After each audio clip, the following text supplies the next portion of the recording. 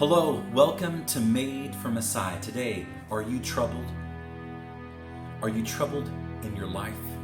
Is your life giving you great difficulty? Do you have a lot of stress and anxiety and fear? Do you feel sometimes paralyzed and you can't really do the things you want to do? And the things you want to enjoy, you're stripped of joy.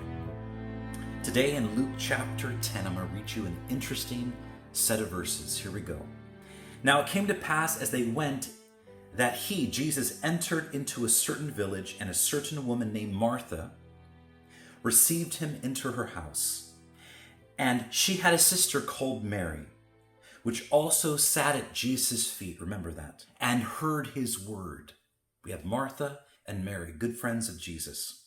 But Martha was cumbered about serving, and came to him and said, Lord, doth thou not care that my sister hath left me to serve alone? Martha was heavily in the ministry. She was busy cooking, making food preparations, working hard. She was working hard, but she became angry and upset that her sister was not helping her. And Jesus answered, let's see what Jesus says here, and said unto her, Martha, Martha, thou art careful and troubled about many things.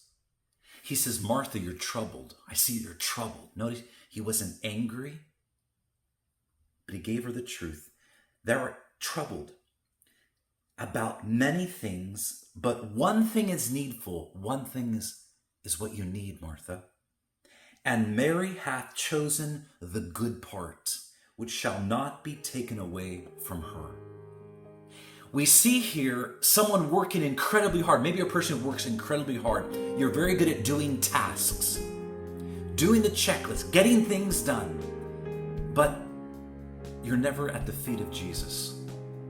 You're never sitting down, being alone with him in prayer, removing your cell phone and distractions and sounds and music and television stuff and YouTube and Amazon, politics, and the busyness or business of life. You're not alone. Jesus said to Martha, Mary picked the right position.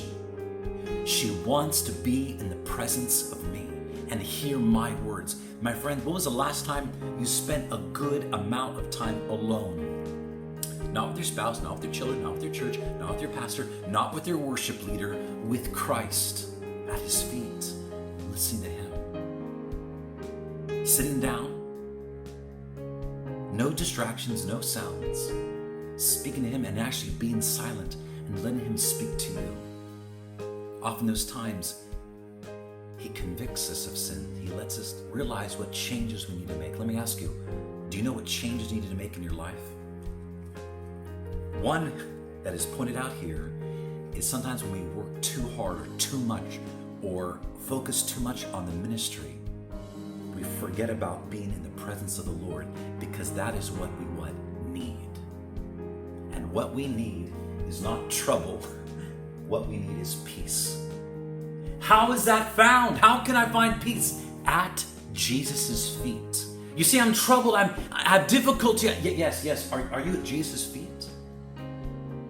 Because when you're at his feet, you hear his words. You hear his instructions. You hear his solutions. You hear the word of God that brings life, not just knowledge. Oh, what an interesting, nice little saying. No. This brings life. And it also teaches us to pray. It teaches us to trust in God, not ourselves. Jeremiah 17 says, cursed is the man that trusts in man, trust in his arm of flesh, and whose heart is departed from the living God. But blessed is the man who trusts in the Lord, and whose hope is the Lord. That's at Jesus' feet. I heard it. I read it. I believe it. But I had to be alone. If you want peace today, it's at the feet of Jesus, at the foot of the cross, that blood-stained cross. That is what we need today. We need to be more like Mary and less like Martha. But notice, he didn't come with anger. He said, Martha, Martha, what she chose, what Mary chose, won't be taken from her. And if you choose Jesus' feet, it won't be taken from you. It will bless you. It'll give you peace, and it'll give you perfect direction. God bless you.